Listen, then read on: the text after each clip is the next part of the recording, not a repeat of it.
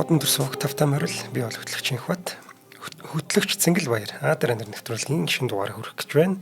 Өнөөдрийн дугаарыг NCD Group-ийн Casa Da Vinci төсөл болон Otravin-тэй чөлөөтэй амьсгалцгай Otravin ивент итгэж байна. Нэвтрүүлэг та бүхэн YouTube-ийн Одон төрсөөр болон NTV телевизээр 83.3 107 төлгөөний Одон дээрж хорхож байна. За өдрийн мэнд Цэнгэлээ. Өдрийн мэнд. За өнөөдөр бүгдээрээ үндэстний эцэг гэгддэг Бенджамин Франклины тухай ярих юм аа. Тэгэхээр бид нар бол нөгөө Бенджамин Франклинийг $100 дэвсгэрт дээр байдгаар нь маш сайн мэдж байгаа.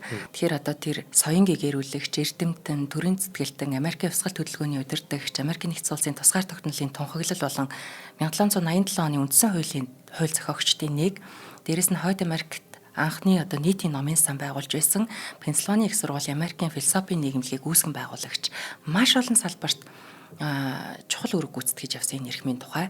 Гэхдээ яг тэр амжилтанд хүрсэн үеэс өмнөх энэ хүн юу туулсан, ямар хүмүүжлтэй байсан, юуг одоо өөртөө урьдчил болгож хэрэгжүүлж ирсэн ийм хүн юм бэ гэд амжилтаас өмнөх үеийн илүү өнөөдөр дурдах юм.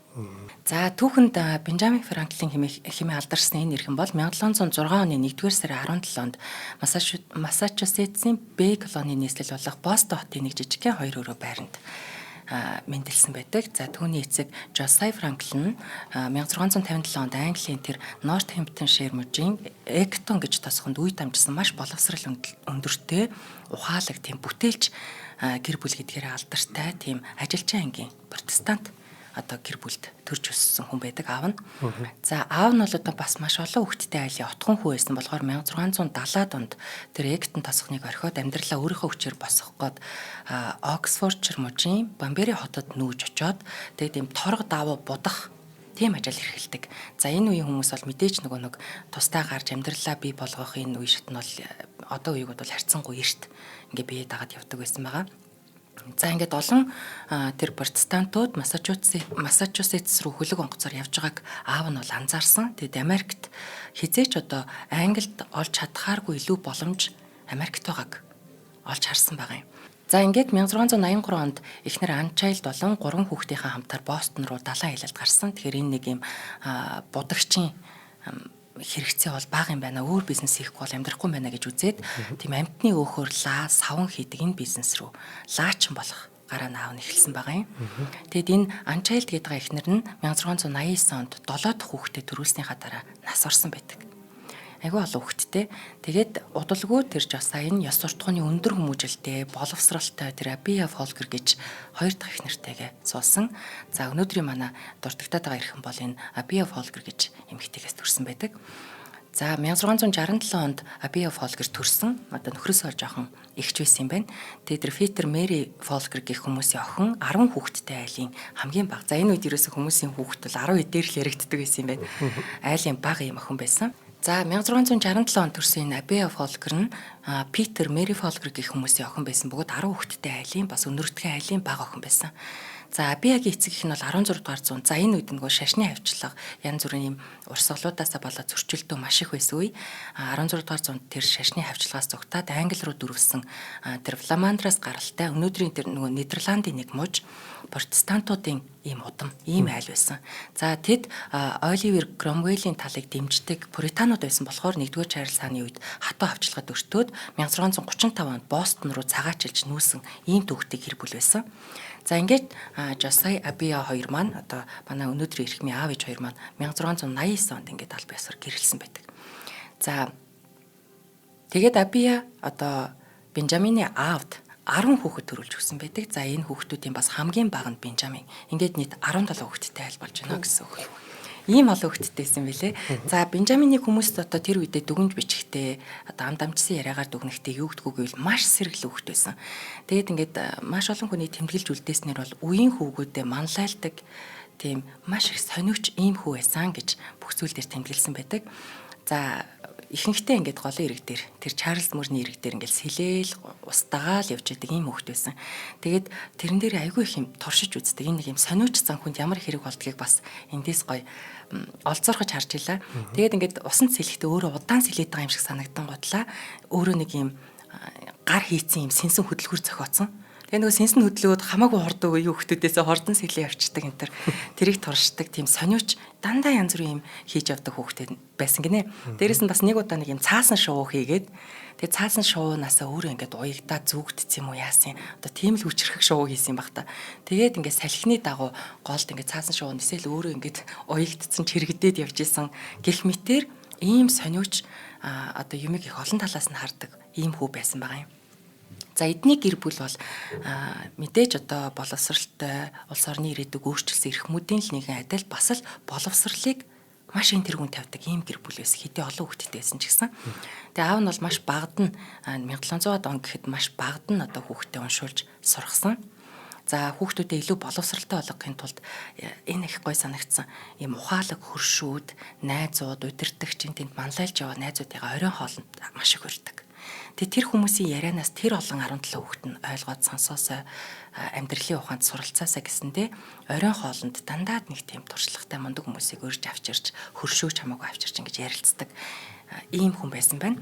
Тэгэд энэ нь өөрөө Бенжаминд энэ оройн хоолн дээр үсээд байгаа яриа их амттай, сонсууштай, хоолноос илүү амттай ингэж санагддаг байсан гинэ. За ингээд хожимо хүүгээ тэр Харвардад суралцуулахад бэлдэх зорилгоор аав нь 8 настайд нь тэр Бостны латин сургуульд явуулж эхэлсэн. За энэ үед бол сургуулиуд ихэнхдээ жоохон шашны чиг хандлагатай байдаг байсан юм болов уу гэж ойлгосон.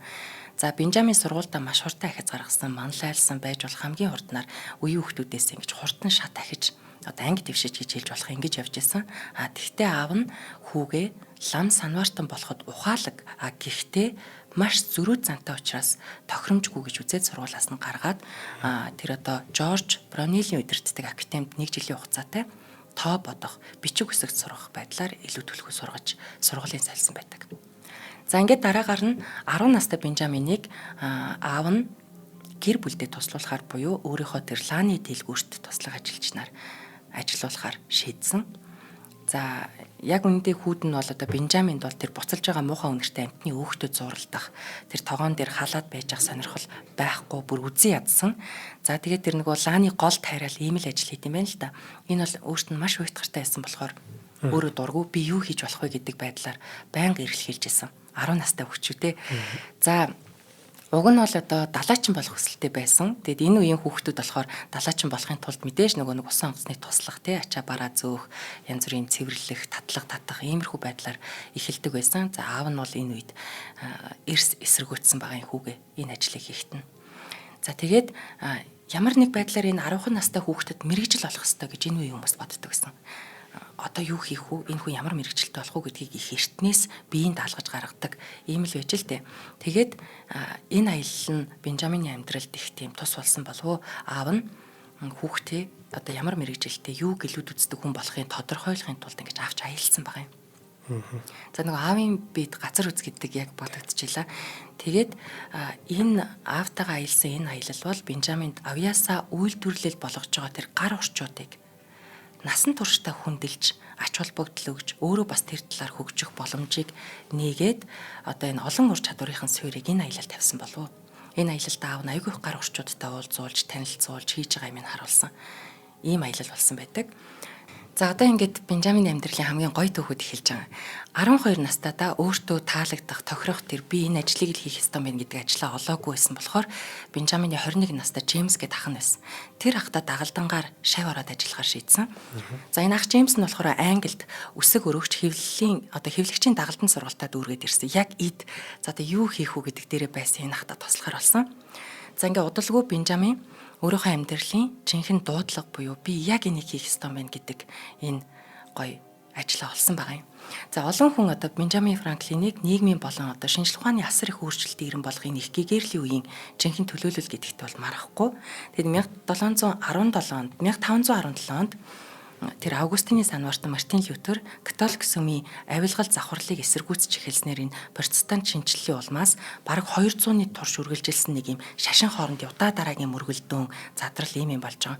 Тэгээд Европын ард түмний шашны утгагүй тийм нэгээр үзэн ядж байгаа. Уг нь адилхан шашин мөртлөө ингээ үзэн ядаад байгаа энэ үзэл суртлаас болоод дэлхий яаж бүтсэн, дэлхийн элдв үзэгдэл бүхэн хэрхэн ажилтгийг тайлбарлах хариултыг шашнаас гадуур ирж хайж исэн. Яг энэ үед одоо Бенжамин байгаад байгаа. Тэгэхээр энэ үе бол шинжлэх ухаанч талдаа илүү сонирхолтой болох одоо эхлэлийн тавьсан болов. Энэний үр дүнд л одоо нөгөө шинжлэх ухааны хувьсгал буюу 1440 онд нөгөө Гутенбергийн хэвлэлийн машиныг зохион бүтээсэн энэ явдлаар бүр одоо үзэл санаа нь илүү шинжлэх ухаанч тал руугаа чиглэсэн. Гэгэрлийн үе эхэлсэн ч гэдэг юм уу. Тэгээ энэ үед сонины одоо нүүрэн дээр тэр Декарт, Томас Хоббс, Джон Лок, Дэвид Хьюм, Волтер гэх мэт агуу философчид нийгмийн үнэт зүйлсийг идэвхтэй одоо шүүмжилж хүний оюун ухаанд тулгуурлаад хариулт эрсгэж байсан яг энэ үе. Тэгээд энийг дагаад мэдээж нөгөө шинжлэх ухааны судалгаа нээлтүүд эрчимтэй хөгжиж ирсэн яг энэ үе таарж байгаа юм. Тэгээ өдөр тутам сонингуудад тэр Фрэнсис Бэкон, Исаак Ньютон, Джон Бартрам гэх мэт хүмүүсийн одоо шинжлэх ухаан технологийн ололтуудын талаар мэдээллүүд гарч исэн. Тэгэхээр ерөнхийдөө Бенжамин бол ийм чөлөөтөө одоо нэг ийм үзэл сурталтай ийм ертөнцид тархитлагоо нь одоо цэнэглэгдэж энэ үзэл сурталт нэвч шингэж ингэж хүмүүжиж байгаа ийм үе байгаа юм. За өнөөдөр Бенжаминыг 12 настайдаа яг бие дааж амьдралд хөл тавьсан одоо насанд хүрсэн амьдралаа эхлүүлсэн гэвэл одоо одоогор бол нэг 6 дугаар ангийн хүүхдийн тухай ярих гэдэг нь тий маш эрт санагдчихээн. Гэхдээ одоо энэ үеийн залуус бол эртнээс ингэж амьдралаа хөөдөг байсан үе гэдгийг бас бодолцож үзье. За тэгээ эхэндээ Бенжамин тэр ахыхаа дор ажиллахдаа 9 жил ажиллана гэж тохирсон юм шиг байгаа юм. Тэгээ энэ нь бол өөрт нь бас л баригдмал уйтгартай би 9 жил ингээ хүний дор ажиллах уу гэдэг нэг сонь санагдчихсан. За тэгсэн удалгүй тэр хэвлэх газарт ажилласнаар маш гоё боломж өөрт нь байгааг нь харсан. Тэр юу вэ гэхээр би бүр маш олон имийг унших боломжтой болсон юм байна штэ гэдэгтээ өөрөө их баярлсан байгаа юм. Тэгээд тэр төрийн бичиг баримт тайлан хууль эрх зүйн маягт мөнгөн тэмдэгт хэвлэх гэх мэт ажлын холбогдлоор хамгийн нөлөө бүхий хүмүүстэй уулзах шаардлага Бенжаминд гарч ирсэн. Тэгээд маш хурдан суралцсан. Тэгээд өсөг өрх болон хэвлэх бусад ажлуудыг чадварлаг гүйцэтгэхээс гадна чухал хүмүүстэй уулзж байгаа уулзалтан дээр Бенжамин дандаа одоо төвийг сагсан байртай, тэр хүний итгэлийг олсон байртай ингэж айгу хариуцлагатай ажиллаж чаддаг. Одоо энэ чадварт илүү их суралцаад яваад байсан. Тэгэл энэ далимд нь өөртөө олдсон бүх юмаа л уншаад яваад байдаг гэсэн. За бичгийн ур чадвараа сайжруулахын тулд одоо энэ Британий хэвлэл болох одоо тэр үед айгүй их гардаг байсан эсэний жишээнүүд ингээ гардаг хэвлэгддэг байсан. Тэрийг бүр ингээ хуулж бичдэг. Хуулж бичснээрээ тэр чинь бичгийн ур чадвар ингээ нэмэгдээд өгүүлбэр зүйн бүтцийн байдаг нэг ийм чадварт суралцахын тулд маш их хийг хуулж бичсэн байдаг. За энэ эсээг хуулж бичиж явах хавцтай одоо мэтгэл зөвхөр чадварт бас өөрөө суралцаж эхэлж байсан. Тэгээд нэг удаа хамтран ажилладаг байсан тэр Джон Коллинс гэдэг нэг залуутайгаа эмэгтэйчүүдийг боловсрал эзэмшүүлэхийн ашиг тус байна уу? Эмэгтэйчүүд яг ямар байр суурьтай байх ёстой гэдгээр мэтгэлцсэн. Тэгэд энэ мэтгэлцээнийг болохоор тэр Даниэл Дефогийн нэг юм эсээг уншсан. Тэгээд тэрнээсээ сэтвлээд мэтгэлцсэн байгаа. Тэгээ мэтгэлцэж байхдаа юу ойлгосон гэхээр энд бол нэгийг хит доош нь хийсэн. Хит дарсан тэр хүний үзэл бодлыг үгүйсгэсэн байдлаар ярих нь айгу оновчгүй юм байна. Олон талт байдлаар маргалдаж сурах хэрэгтэй юм байна. Өөрийнхөө үзэл бодлыг одоо баримттай тэгж дэвшүүлэх хэрэгтэй юм байна гэдэг одоо энэ мэтгэл зөвхөр чадварны энэ дээр маш их сайжирсан гэж үздэг. За одоо яг энэ нэг юм мэтгэлцээний арга барил нь болохоор одоо Сократийн одоо дэмждэг байсан арга барил гэж үздэг юм билэ. За энэ мэд одоо багаар энэ жоохон хүүхд тэрнээ туршлагачаад яваад байгаа энэ байдал нь Бенжаминд хожмын амьдралд ашиглах тэр ур чадваруудыг л нэг нэгээр нь нэмээд яваад байгаа юм. За тэгээ эхэндээ Бенжамин тэр ах Джеймс их удирдах ажилладаг байсан тэр Уильям Брукерийн эзэмшлийн Бостон газет гэж энэ сонинд нь ажиллаад байгаа шүү дээ. Тэгсэн чинь 2 жилийн дараагаас буюу 1721 онд ах Джеймс нь одоо томроод өөрөө нэг тийм New England Current гэдэг нэг юм Английн давхиач юм уу тийм сониноо үүсгэн байгуулад. Гэхдээ энэ нь зөвхөн улс төрийн агуулгатай биш. Уран зохиолын одоо бичвэрүүд хүртэл гардаг маш өргөн агуулгатай 7 хоног болгон гардаг нэг юм өөрийн гэсэн сонинтой болсон. За мэдээж ахт нь одоо ингээд бичвэрүүд маш их хэрэгтэй болж байгаа тийм нийтлэлүүд хэрэгтэй болсон. Тэгээд энэ Бенжаминд за одоо л би бичиж энэ бичгийн ур чадвараа өөрөө одоо дадал болгож ингэх боломж үүслэе гэж үзээд бүр маш шийдвэртэйгээр бичвэр бичиж эхэлсэн. Гэхдээ одоо шууд нэг юм жоох хөвгт 16 настай хөвгт. За надад нэг ийм бичвэр байна гэх хөрхинч таахгүй учраас нууц нэрээр анх бичсэн гэж байгаа. Ахтаач мэддэггүй, хинт ч мэддэггүй, ажилчдаа мэддэггүйгээр тэгээд энэ бэлэвсэн ихнэр чимээгүй дүүгүүд гээд нэг юм хуурамч нэрээр эссе бичсэн. За бичихтэй хамгийн анхны эссе нэг тийм өргөн агуулгатай. Энд эмэгтэйчүүд бэлэвсэрч үлдэхэрээ яах ёстой юм бэ? Тэднэрт орон зай байгаа мó? бэлэвсэрсэн их нэрийн буруу юм уу? Эсвэл одоо юу нь буруу юм? Тэгээд энэ хүмүүс яг зэвсэг барих юм уу? Эсвэл одоо ээрүүл барих ёстой юм уу? Гэх мэт. Дээрээс нь энд нь бас улс төр нийгмийн бусад асуудлуудын талаар багтаагаад ингээд аяйгуу чанартайгаар бичсэн анхны эсээгээ бичээд тэр хаалганыхаа завсар шургуулчаад яваад гисэн гэж. За тэгээ бичвэр хэрэгтэй байсан яг энэ ажлын хамт олонд бол бүр олзуурхахаас өөр аргагүй. Ямар гоё юм бэ? Ямар сайн бичсэн, ямар гоё юм бол гэж нэр нь ноцлогдсон байгаад байдаг. Тэгээд энэ бичвэрийг шууд ингээд нийтэлсэн байгаа юм. Нэг шин 7 хоногийн дугаарт. За ингээд 6 сарын хугацаанд нууцаар нийтлэлээ бичсээр л байсан. Тэгээд 10 сард бол баригдсан байгаа. Яалчгүй нэг Бенжамин бичээд байгаа юм гэж баригдсан. Тэгээд нийтдээ 14 эсээ бичиж нийтэлсэн байдаг. За энэ амжилт нь болохоор Бенжамины тэр бардам занг бүр улам бадраасан боловч ахын нь бол маш их уурлуулсан. Ер нь цаашдын амьдралдаа дүүгийнх нь амжилт өсөх тусам ахынх нь уур улам нэмэгдэжсэн гэж харагддаг. За хоёлаа ивент итгэжтэй танилцсан. За. Чиний ярьж байгаа түүхийг сонсоод зүгээр National Treasure гэдэг кинод нүдний урдаар Google онгорч байна л та. За өнөөдрийн дугаарыг NCD Group-ийн Casa Da Vinci төслийн ивент итгэж байна. За Casa Da Vinci нь Яарамгийн нүхтийн зам дагуу арцтын аманд 23 га талбай дээр барилж байгаа. За найз нөхөд хайртай дотны хүмүүстэйгээ тухлан суух эдэлбэр газар, террас бүхий таун хаус. За нам давхар зүүн айлын кондо вилла сууцуудыг санал болгож байгаа. За кондо вилла нь болохоор нэг давхартай 2хан айлтай, за нэг барилгатай 4-9 айлтай гэх мэтчлэн тэр маш нэгтаршил бага цөөхөн эдгэн айлтай байх нь тийм. За тэгээд эдгээр нь зочны өрөө бүрэн урагшаа харсан гэдгээр бас маш гоё юм хариуцтай байх нь байна. За таун хаус, кондо вилла нь нүүж ороход бэлэн болсон 112-оос 260 м квадрат бүхий сонголттой. За мөн 2026 оны 3 дугаар улиралд ашиглалтанд орох ээлжүүдтэй одоо захиалга авсан байгаа юм байна. 3 дугаар улирал гэдэг чинь 9 сарын 1-нд 4 сарын дараа болох нь байна тийм байна. Одоо захиалга өгчих юм бол тэгээд арай жоохон үн бага байдаг байх шүү тийм. За хэрвээ энэ Casa Da Vinci төслөөс байр сонирхож байгаа бол 75-7 50 дугаарын утсаар холбогдоод загварын байруудаар зочлон үзэх боломжтой. За бит хоёрын ард QR код гарч байгаа. За тэнцэнээс бас брошюр, дэлгэрэнгүй танилцуулгууд гараад ирэх баха. За баярлалаа. За баярлалаа. За ингээд баригдаж байгаа маа тий ах нь ерөнхийдөө л эсэргүүцээд байгаа юм. За ингээд ахт нь нэг асуудал үүссэн. За бас бүх муу юм сайн талтай гэдэг шиг ах нь өөрөө маш хурц.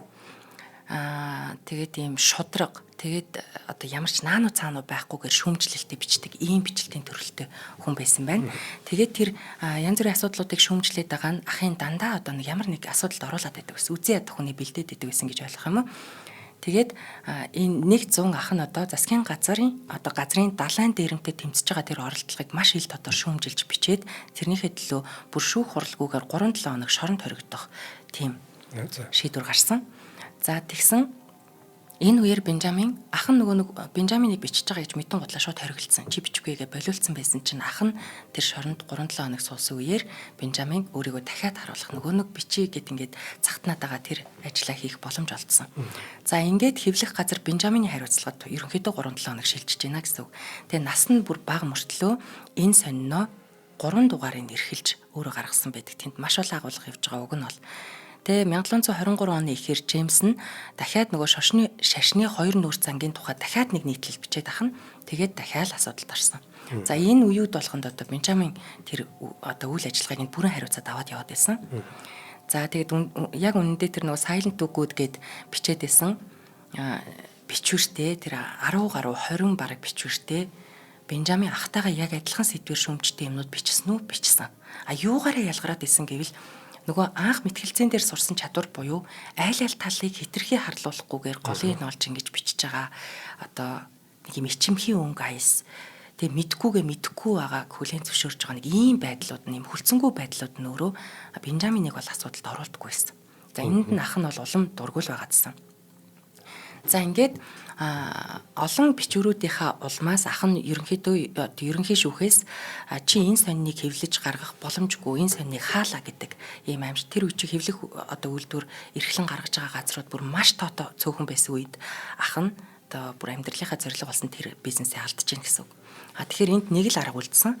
Тэр сонины хэвлэгч гэдэг тэр эрхлэн гаргаж байгаа хүний нэрнээс Джеймсийн нэрийг авч хаяад Бенжамин Франклин гэдэг нэрийг тавьчих юм бол энэ сонин цаашлаад үргэлжлээд явах бүрэн боломжтой болсон. Яг гэвэл Бенжамин Франклинд муу нэр байсангүй. За тэгээд бид одоо нөгөө 3 сар дагалдан магалдан идэг бол энэ үед чинь бас хэдэн жилээр дагалдан идэг байсан. Бенжамин Франклин ахыхаа компанид дагалдан байсан. Дагалдангийн хугацаа бүр төд хөдөлгөө бас дуусах гэж байсан. Тэгсэн чинь энэ хоёрын тэр хурц ах トゥ хоёрын асуудал энд бас илүү бүр давмгай болж ирсэн болов. Яг гэвэл ах нь бол айгүй гар хүрдэг, зоддог. Хүч хэрэлдэг, чи бол жоох хүүхэд гэдэг байдлаар ханддаг. Авьяас чадварыг хүлээн зөвшөөрч чаддаггүй. Эсвэл бүр одоо байнгын дээрээс харсан байдалтай байдаг байсан бол Бенжамины нэрээр бүр сонин хэвлэгдсэн. Цаашдаа компани зогсохгүй үргэлжилсэн. Гэхдээ мэдээж Бенжамины нэрээр гарчиж байгаа юм чинь нөгөө нэг дагалдан гэдэг нь болоод жинхлэх байхаа гэсэн хүлээлттэй байсан чинь ах нь дагалдангийн хугацааг сонгосон. Тэр олон жил дагалдан хийж байгаа дагалдангийн хугацаа сонгоно гэдэг бол өөрт нь байж боломгүй санагдсан. Эндээс болоод энэ хоёрын харилцаа бас нэлээд хүнд ирсэн байдаг. Тэгэд юу бодогдсон гэхээр би эндээс явах хэрэгтэй юм байна. Би ингэж ажиллахгүй юм байна. Өөрөө хувьдаа хэвлэх үйлдвэртэй болох хэрэгтэй юм байна гэдэг бодол Бенжаминд бүр түлхүү орж ирсэн. За ингээд гэрээ дуусахаас цөөн жилийн өмнө ингээд дахиад гэрээ сонгогдсонд уурлаад одоо дургүйцээд тэгээ яаж явах вэ гэж аялын зардлаа босгохдоо Бенжамин өөртөө байсан хувийн номнууд ахинхийн зараад 1723 оны 9-р сарын 25-ны өдөр Нью-Йорк руу за бараг л зугтаад явж байгаа юм. За Нью-Йоркт очиод Бенжамин тэр хоттой байгаа цорын ганц хэвлэгч буюу Уильям Брэдфордтой уулзсан. За тэгсэн чинь тэр хүн нь одоо ахынх нь үйл ажиллагааг дэмждэг тийм редакцийн үйлдэлүүд бичдэг тийм хүн байж таарсан учраас энэ хүн дээр ажил олдоогүй. Гэхдээ манай хүү бол одоо бас ингээд хэвлэх үйлдвэртэй чи тийшээ очиод ажил сургалаад үзье. Филадельфид байгаа гэд ингээд явуулсан. За ингээд очисон чинь тэр Эндрю Брэдфордоос гэж хүнээс ажил асуухад бол хаа очиж нэг ажил олдоод тэр даруй одоо тэр ажилд орсон байдаг. За энэ хүн болохоор тэр Самуэль Камер гэж хүнтэй уулзахыг санал болгоснороо нэг юм ажилтаа олж байгаа юм. Тэгээ ажилтаа болсондоо баярлсан Бенжамин удахгүй хэвлэх газрын бусад бичээч нартай нөхөрлөө. За ингээд бушуухан нэг уур амьсгалаа бүрдүүлээл найрсаг. Тэгээд байнга суралцахыг хүсдэг энэ зангаа ашиглаад яваад байгаа. Тэгээд чухал үйлчлүүлэгчдэд хүчтэй сэтгэл төрүүлж чаддаг ганц хүн Бенжамин болсон. Дахиад маш хурдан байр суурь болсон. За маш одоо онцгой хүнтэй уулзсан уулзалтанд гэвэл одоо тэр Пенсильвани мужийн амбан захирагч Сэр Уильям Кэт гэж хүнтэй хийсэн уулзалт нь байдаг. За энэ хүн болохоор ямар зоригтой залуу вэ? Ямар нэг тийм ирмэлзэл өндөртэй тэгээд ажлыг чин сэтгэлээсээ хийдэг гүйцэтгэл сайтай чадварлаг залуу вэ гэж анхаарлаа маш их хандуулсан Бенжамид. Тэгээд тэр дэм буудлуудад уулзах, гэртээ урьж хоолн дурингаа уулзах гэх мэтэр энэ хоёрын уулзалт нь ингэж айгүй дотн болж явсаар агаад сүүлдээ бүр би чамаа гэр бүлийнхэнтэй ч эвлэрүүлж өгье. За одоо тэр хүлийн зөвшөөрөхгүй байгаа ахт чи хүлийн зөвшөөрүүлээ. Би бол ингээ алдартай хүн. Энэ байдлаар одоо би чам бичиг үлдэж өгье. Тэгээд чи хувийн хэвлэх үйлдвэртэй болох одоо тэр хөрөнгийг багахны ч болов гэр бүлээс чинь гаргуулахаар би одоо бас бичиг үлдэж өгье. Бусдаар бол би чамайг дэмжиж гэдэг байдлаар хандсан. Тэгээд энэ хүний яриа их нөлөөлсөн үү 1724 оны 4-р сард Бенжамин энэ амбан захирагчийн маш том албан тушаалтай хүний үйлдэж өгсөн захидлыг гартаа бариад Бостонд гэр бүлийнхэнтэйгээ уулзахаар очсон. За тэгээд ямар хүсэлтэд очиж байгааг үл эцэг Жосиагаасаа шинэ бизнес юмаа санхүүжүүлээч гэсэн байдлаар за нэлээд бас ганцаараа бизнес хийгээд хөлөө олчихсон бас их зантай хүн ирж байгаа юм. За тэгсэн аав нь бол хүүгээрээ маш их бахархаж исэн боловч санхүүгийн дэмжлэг үзүүлэхээс эрс татгалцсан. За тэгээд харин чинь энэ хүнтэй уулзаатгаа гэд нэг хүн рүү явуулсан. Энэ бол нэг юм шашны нэрс зүтгэлтэн хүн байсан. За тэгээд тэр Масер гэж хүн Бенжамины одоо тэр Филадельфид байхдаа амжилттай байсан. Дээрээс нь Бостонд одоо маш их бардамнаж те би өөрийнхөө юм хийнэ гэд явсан тэр бүхнийг сонсцсон байсан болохоор гэртээ ураад би ч номын сангаа үзүүлмээр байна гэж хэлсэн. Тэгээд энэ хүн оюун санааны хувьд бас Бенжаминд маш их нөлөөлсөн хүн болохоор нь дурдж байгаа юм. За тэгээд юм нарийнхан хонглоор ороод ингээд доошоо буугаад номын сан руу явж байхад бүхий гэдэг ингээд аягүй чанга орилоод тэгээд Бенжамин тэр үедээ юу хэлээд байгаа юм бол гэдээ ойлгохгүй байжгаад бүхийх ёстой байсан юм дээр нь очиод бүр тухай хөөх нэц болтол нь мөргөөд хавтаад тэгээ байжсэн чинь тэр Масер гэж хүн хэлсэн байгаа юм. Чи энийг үргэлж одоо толгоогоо хит өндөрт өргөж явахгүй байх сануулга гэж бодоорой. Энэ хорвоогоор явахдаа бүхийч сур тэгхийн бол олон хатуу цохилтоос чи бултаж чадна гэж захисан нь бас нэлээд өөрийгөө тоож явсан хүнд бас сайхан газар туулга болсон болов уу гэж бодогдож байна. Харин тийм. Нэг буудаач нь урах тусмаа бүх хийдэг. Энэ их гоё тий. Шарилж болохоор босоо хийвэр л гэдэг тийм ээ. За хоёлаа ивент тэтгэгчтэй гялт танилцчаад тэгэхэд дуусгачихдаг хөө. За, тийм. Үргэлжлүүлээ. Тэгэхгүй бол яг Таслах сонирхолтой гэдэг хэсэг рүү. санагдаад байна. За өнөөдрийн дугаарыг маань Trivin ивент тэтгэж байгаа. За Trivin нь хамрын битүүрлийг 12 цагийн турш ярьлагдаг. Удаан үргэлжлэх үйлчлэгээ нь 5 тухтай байлгаад чөлөөтэй амьсгалахад тус болно. Баян ингээд тусаагаад байхад Trivin ч нөгөө нь чийгшүүлэгчтэй учраас ингээд хуурай мэдрэмж төрөхгүй байхгүй. Зарим бүтээгдэхүүн нөгөө хуурай мэдрэгдүүлээд тэрэн дээрээ бас харшлаад дахин тусаагаад нэг хуурай юм чинь нэг тусаалаа тусаачлал яах гэдэг чинь чийгшүүлэх гэдэг. Гэтэл нөгөөх нь хуурайшуулаад байдаг ингээд ядаргаа болдог байхгүй. Trivin чийгшүүлэгчтэй учраас тийм асуудал байхгүй. Тэгэд маш удаан хугацаанд үйлчлдэг учраас маш бага хэрэглэнэ гэсэн үг. Байн тусаагаад байхгүй тийм. 12 цаг гэдэг шүү дээ тийм. Амьсгалын замын судснуудыг агшааж битүүрлийг багасгадаг юм байна. За мэдээж Trivin-ийг бүх юмын сангаар худалдаалж байгаа. Гэхдээ яг тусаахаас өмнө ч юм уу ер нь эмчийн завраар тусаавал бас зүгээр ах шүү тийм. Ер нь альва им витамин бүгдийг эмчийн завраар хэрэглэхийг одоо бас уриалж байгаа. Яг үнэ. За баярлалаа. За баярлалаа. За товчлоод ярихад бол одоо энэ уулзалтаас ааваас одоо хөрөнгө оруулалт авч чадаагүй ингээд ботсон. За тэгээд нөгөө Кейттэйгээ дахиад уулзж байгаа амбан захирагчтайгаа мөнгө өгөхөөс татгалзлаа гэдгийг сонсоод нөгөө захирагч нь яасан гэхээр би санхүүжүүлье. Гэхдээ чи ингийн тулд одоо Лондон руу яваад шаардлагатай тэр тоног төхөөрөмж худалдаа авах хэрэгтэй байгаа. Тэгээд би чамд хэрэгцээт материалын жагсаалт болоо зээлийн баталгааны цагтл гаргаж өгнө. Тэгэд чи ингээд хэвлэх үйлдвэрээ нэ гэж айгүй дотомчилж уг нь зөвлөд байсан. За бүтэмжтэй болно гэж Бенжамин ч итгэжсэн. Тэгээ 1724 оны 11-р сард нөгөө нэг амлсан бичиг баримт зээлийн бичиг баримтгүйгээр нь ингээд Англиг зориод далаад гарчиж байгаа. За цорын ганц түшиг нь юу байсан бэ гэхээр хамт ажилладаг Джеймс Ральф гээд хамтрагч найз нь байсан. За зул сарын битүүний өдөр Лондонд одоо нөхөсөл мөрөдөлтөл 2 хүн ирж байгаа юм. Нөгөө нэг Кейтийн зөвлөгөөний дагуу. За тэгсэн чинь одоо тэр Мазерийн анхааруулгыг санаж байгаа байхгүй. Хитрхи бие тооччих. Хитрхи одоо чи хөрсөн дээр буухгүй яваад ишүү гэж сануулсан тэр сануулгыг одоо ойлгож байгаа. Яагаад гэвэл усан онгоцонд явж байхдаа тэр Томас Денхэм гэж нэг эрхэнтэй танилцсан. За тэр хүн болохоор яасан бэ гэхээр Бенжаминд өөрийнх нь итгээд яваад байгаа тэр хүний талаар мэдээлэл өгсөн. За энэ бол чи буруу юмд итгээд яваад байна.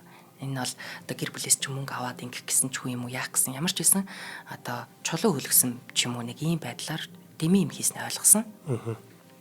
За тэгээд тэр Денхэм гэж хүнээс л Кейт ямар хүн болохыг ойлгож байгаа юм.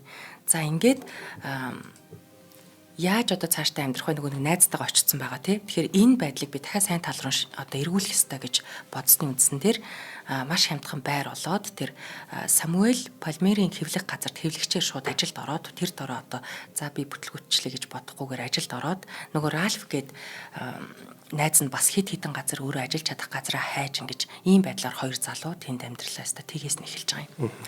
За тэгтээ нөгөө удаатаараа бол бүтлгүүтэл байсаар л байсан. Нөгөө ялангуяа нөгөө Ральф гээд найз нь бол ажилд ороод гараад яваадсан. За гэхдээ одоо Бенжамины цалингаар бол энэ хүмүүс урлаг соёлыг сонирхох, сайхан юмнуудыг үзэж харах, заримдаа зугаацах энэ ажлуудыг бол бас хажуугаар нь амжуулаад байгаа юм. Тэгэхээр энд Бенжамины амьдралдаа аягүй их олж авсан амьдралынх нь үзэл бодол аажмаар их өөрчлөгдөжсэн үе гэж өөрөө тэмдэглэсэн байдаг. Уильям Волластоны байгалийн шашны тайлбар гэх бүтээлийг яг энэ үеэр уншиж ирсэн. Тэгээ энээсээ болоод бурхны мөн чанарыг ойлгох цорын ганц арга бол шинжлэх ухаан байгаль дэлхийг судлах юм байна гэж одоо энэ номны агуулга дээр тайлбарлсан байдгаас болоод Бенжамин энэтэй маш их санал нийлсэн. Тэгэхээр нэг юм яг протестант шашинтай хүний хувьд бол арай өөр шашинтай болсон гэсэн үг. За одоо христийнхаа тэр протестант шашны үзлэр бол бурхан хүнийг бүтээгээд бүх юмыг бүтээчээд тэгээд тэр бүтээлүүд нь бас очоод бурхнаар одоо шүүгдэн одоо бүх үйлдэлийн шоо хаяхад тэрэн дээр хэдийн тоо нүд бууж байгаа вэ гэдгийг бурхан мэдж байгаа гэдэг байдлаар ханддаг бол ерөнхийдөө шинжлэх ухаан тал руугаа илүү давмгай шашинтай болсон. Ер нь ёс төдий итгэгч болсон гэсэн үг. Тэгээ энэ итгэгчид яаж үздэг вэ гэвэл бурхан бүтээсэн байхаа. Гэхдээ хувь хүмүүс яаж амьдрахад оролцдоггүй гэж үздэг ийм шашинтай арай өөр урсгал руу шашны хувьд шилжсэн. Энэ хүнд шинжлэх ухаан одоо тэр гүн гүнзгий судалгаанууд тэр зүйлүүд нь илүү үнцэнтэй болж ирсэн гэж үздэг. За энэ үед Бенжамин одоо илүү сайн цалинтай ажилд орж бас энэ үедээ чадсан. Тэгээд тэр Жон Готын хэвлэх газарт ажиллах болоод Бенжамины амьдралдаа одоо шинэ амьдралдаа дасч илүү эрсдэлгүй тогтвортой болж байгаагаа мэдэрчээсэн үе энэ үе юм. За тэгээд нөгөө нэг усан онгоцон танилцжсэн Денхэм Филадельфид буцаж очихоор төлөвлөөд дэлгүүртээ бичээчээр ажиллуулъя гэж санал тавьсан. За уг нь Бенжамин хуваараа юм хийхийг хүсэжсэн боловч энэ хүнтэй ажиллахад бичээчээр ажиллахыг зөвшөөрөх ганцхан шалтгаан байсан. Энэ нь юу вэ гэхээр энэ Денхэм гэж хүн одоо бие авч явж байгаа байдлын хувьд, бизнестэй хандж байгаагийн хувьд маш тийм өвөрмөц тэгээд ийм жишг болгож болох үгэн санагдсан юм байлээ. Одоо жишээ нь ингэсэн байна. Америк руу буцахынхаа өмнө энэ эрхэм өөрөө өгөх хэвээр хүмүүс шүү дээ, өөртөө тусалж исэн тэр хүмүүстэй зориулж нэг юм тансаг оройн зоог бариад тэгээд тэр хоолны үеэр тусалж дэмжсэн чинь баярлалаа, инглээ тэглээ гэж айгүй гоё бүх хүмүүс сэтгэлийн үгээ хэл зүгээр мөнгө нөгж болно шүү дээ. Сэтгэлийн үгээ хэлснэ. Яг зоог дуусахад за та нар ингээд тавга өргөнө үү гэд ингээд хэлсэн байгаа. Тэгээ бүх хүн ингээд тавга өргөсөн чинь өөрөөс нь зээлсэн мөнгө нь ингээд хүүтэйгээ хүүгээсээ гадна бас баярлсан сэтгэлийн мөнгөтэйг ингээд илүү гаргацсан. Хүний сэтгэлийг бүр ингээд илүү гаргаад ингээд төлцсөн мөнгөтэйг үндсэн төлбөртэйг ингээд байж байгааг харсан. Тэгээ тэр хүмүүсийн тэр хүнд баярлж байгаа сэтгэлдээ одоо энэ Денхэм гэж ирхмий хүмүүст сайхан баярлж байгаагаа илэрхийлж байгаа байдал эднэрний хэл джентльмен санагдсан юм шиг байгаа. Тэгээд энэ хүнээс одоо бие авч явах байдлын хувьд суралцахын тулд шууд бичээчээр ажилд орохыг зөвшөөрсөн. За тэгээд Ральф болон бусад одоо найзынхаа одоо тэр найзтайгаа байхдаас нэг эмэгтэй хүнээс болоод одоо нөхөрлөлн зогссон байдаг. Тэгээд энэ зэргээс болоод энэ хүний одоо үзэл баримтлал гэх тэр үед нэг өмнө бас нэг хоёул ярьжсэн нэг өөртөө нэг юм би юм байх ёстой гэсэн нэг юм төлөвлөгөө зарчмуудыг гаргаж ирсэн шиг Бенжаминд бас тийм зүйлс байсан. Энэ бол юу юм бэ гэхээр зан үйлийн дөрвөн дүрмийг хатуу тогтоосон энэ үедээ найзыгаа алдчихлаа. За тэгээд одоо бизнес амжилтгүй болчлоо. Ах нь хүртэл урлаач гэдэг юм. Энэ байдлуудаас болоод дээрэс нь маш их завсаргүй ном уншиж байгаас болоод үзэл бодлын үед ийм юмыг эрхмэлдэг болсон гинэ. Нэгдүгээрт нь болохоор химнэлттэй амьдарч би бүх өрөө төлөх ёстой. Хоёрдугаарт нь зөвхөн би үннийг ярих ёстой. Гуравдугаарт ажилсаг төвчээртэй байж жинхэнэ чинэлэг байдалд хүрэх учраас би шаргуу хөдөлмөрлөх ёстой юм байна. Дөрөвдүгээрт хэнийч талаар муу үг хэлэхгүй байх ёстой юм байна гэдэг ийм зарчмуудыг өөртөө тогтоогоод за нэг 10 орчим жилийн дараа бол эдгээр үзэл баримтлалаа илүү албан ёсоор нэгтгэхэд ёс суртахууны төгс төгөлдөрт хүрэх төлөвлөгөө гэж бүр гаргаад системчилсэн байдаг. За энэ төлөвлөгөөнд бүр 12 тийм ариун чанарыг агуулдаг. Энд нь битгий дүүртлээд согтож хөөртлөө битгий уу. За өөртөө эсвэл бусдад ашиг тустай зүйлээс өөрийг битгий яар. Дэмий хоосон ярианаас зайлсхий аль болох ашигтай юм яар. За альва зүйлсээ өөрийн байранд нь байлгаж ажил үйл бүхнээ тодорхой цагтай байлга.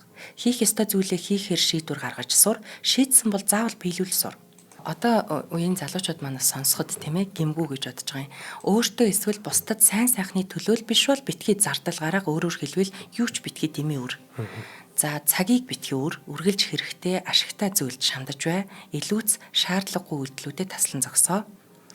Хор хөнөөлтөө мэх хэрэглэж битгий хуур, санаандаа гим хоргүй шудраг бодож хэрвээ ярвал тэрэндээ нийцүүлж яар. Одоо бити худлаа ярьж байл гэсэн үг байгаа тахшгүй. Бусдыг гэмт хүн гэж эсвэл хийх ёстой байсан сайн үйлийг орхигдуулах байдлаарч хинт ч битгий хор хүрэг. За туйлширхаас зайлсхий хит их гомдол битгий өрлөө гэсэн ийм зарчмуудыг амьдралдаа хэрэгжүүлээд за тэгээ цаашдаа одоо нөгөө мэдээж уулзсан хүн болгонтойгоо өөртөө үүссэн нөхцөл байдал болгоныг ухаалгаар одоо зөв шийдвэр гаргаж явсны хүчинд энэ хүн бол одоо бүр бид бүхний мэдих энэ дүр төрхийг бүтээж чадсан болов уу гэж бодож чинь. За тэгээд дуртагдаагүй бас нэг за алдартай бүх үйлдэл бүх сайн сайхны мэдж байгаа ч гэсэн нэг юм Франклины 100 гэж байд юм байна. Энийг хүмүүс мэддэг болов уу? Мдэгүүд нь сонирхол гэж бодоод. Тэгсэн чинь энэ үед болохоор Америкийн колониудад Английн 100-ыг түгээмэл хэрэгэлдэг байсан юм байна. Тэр нь нэг юм маш их түлээгээр асдаг. За тэгээд тэр нөгөө нэг юм гэр орон халааж байгаа байдал нь болохоор харьцангуй бага нэг тим 100 хэрэгэлдэг байсан чинь Франклин одоо 100 бүтээж исэн маш сайн дулаан дамжуулагчтай ширэм сонгож бүтээгээд за тэгээд өрөөний яг юм гол хэсэгт байрладаг. За тэгээд гол хэсэгт байрлаж байгаа учраас дулаан халах ингээд тархах нь маш зөв. Тэгээд нөгөө янд нь гэр дотроо байгаа учраас дахиад нөгөө халах байдал нь илүү нэмэгдээд тэгэд энэ нь тэр хэрэгэлдэг байсан 100-наас бараг одоо 3 дахин бага түлшээр 2 дахин 3 дахин илүү халаадаг байснараа ашигдуулан гавцсан гэхдээ тий ийм байсан байгаа. Тэгэд энийг хүмүүс болохоор чи ингээ патентийг аваач гэж маш их санал болгож ирсэн чинь энэ 100-ыг хүн болгон хэрэглээсэ гэж бодсондоо одоо патентлаагүй гэж үздэг. Тэгээд бас нэг шүхэр одоо нэг юу вэ аянга газар дуулагч гэж байдаг шүү дээ. Тэрийг бас туршаад тэр нь бүр өөрийнх нь байшин дээр маш оновчтой хэрэгждэг. Тэгээд тэрийг бас л нөгөө одоо энэ бол миний юм энэ төр гэж одоо патентлаагүй нэр хүнд хөөгөөгүй байдаг. Тэгээ энэ хүний хийсэн маш олон сонирхолтой тийм дүрсгүй юмнууд байдаг юм байлээ. Хүүтэйгээ хамт туршсан шүхэрч гэж ах шиг тийм юу юм те. Тэгэд энэ одоо хүмүүжлийнх нь байдлыг харахад хүмүүс ингэж асуудаг шүү дээ. Ямар ном унших ёстой вэ? Одоо ном уншдаг болохын тулд ямар ном унших ёстой вэ энэ гэж асуудаг. Тэгсэн чи яг энэ хүний түүхээс харахад ч гэсэн зүгээр олдсон юм уншаа. Тэгээд тэндээс одоо юун чамд хэрэгтэй, юун хэрэггүйг ялгаж салгана уу гэхээс биш. Одоо миний хувьд гоё ном нэг өөр, Ибагийн хувьд бас нэг өөр байгаа шүү дээ тий. Тэгэхээр чиглэлээ тэгж болохын тулд сониуч зан чанараа ерөөсөө эзэж хаяхгүй л явах хэрэгтэй юм байна гэж энэ хүний түүхээс ойлголоо. Тий. Улс орнуудын одоо алдартай хүмүүс зөндөө байдаг л та. Одоо тэдгэрийг мөнгөн тэмдэгтээрээ залдаг байхгүй. Одоо хамгийн их үүрэг оролцоо хийсэн гэдэг юм уу. Америкийн жишээлбэл мөнгөн тэмдэгт долларууд дээр ерөнхийлөгч нар нь байдаг бол ерөнхийлөгч биш ганцхан хүн байгаа шүү дээ. Тэр нь манай Бенджамин Франклин байхгүй. Энэ хүнийг яагаад тэнцээ залсан бэ гэвэл Америк хүн гэж ийм хүн байх ёстой маа гэдгийг Бенджамин Франклинаар хараад тэгээд түүнийг Америкийн эцэг гэдэг байхгүй. Үндэстний эцэг гэдэг байхгүй. Одоо Америкчин сүүлд 1700 онд л одоо улс болж тогтноо тий Британаас салаад ингээд холбооны ус боллоо штэ. Тэгэхдээ Америк үндэстэн гэдэг юм гаргаж ирэх хэрэгтэй. Шинэ ус тогтож байгаа учраас. Тэгвэл бид нэр Британи хүн биш, Европод биш. Бид нэр Индианууд ч биш. Бид нэр яг Америк гэсэн тэр нэг identity-г бий болох ёстой маа гэдгийг Бенджамин Франклинаар төсөөлж гаргасан гэдэг баг. Тэгээд түүнийг да хүндэтгээд $100 бийл дээр дэвсгэрт дээр түүнийг залдаг шүү дээ. Тэгээд энэ шинжлэх ухаан одоо хизээч цаг гаргаж чаддгүй гэхдээ маш сонирхолтой байсан сэдв нь шинжлэх ухаан байсан гэж үздэг. Тэгээд нэг юм ерөөсөө яг энд цаг зарцуулсан нийт хугацааг нь бодвол 5-6 жил мөртлөө маш богино хугацаанд олон төрлийн шинжлэх ухааны салбарт гайхалтай үр дүн, шинэ нээлтүүд, туршилтуудыг гаргаж ирсэн гэдгийг судалж байхдаа би бас гайхаж гэж бодчихлаа. За баярлалаа Цэнгэлээ. Баярлалаа. За Цэнгэл маань өнөөдөр Бенджамин Франклин гэж маш мундаг хүний хэрхэн хувь хүн болсон талаар нь хүртэл нь ярьж өглөө тийм ээ. За үүнээс цаашаа бол түүний түүхийг бол яриад зөндөө юм болох бах. Та магадгүй эрх улирлаас ч юм уу 2 дахь дугаар байж болох юм тийм. За баярлалаа. За баярлалаа. За өнөөдрийн дугаарыг NCD Group-ийн Casa Da Vinci төсөл болон Otrevin ивент гэсэн нэвтрүүлэг та бүхэнд YouTube-ийн од мөндөр суугаар болон NTV телевизээр 83.3 107 стилгээний од мөндөр радиогоор хүрлээ. За баярлалаа Цэнгэлээ. Дараагийн дугаараар уулзъя.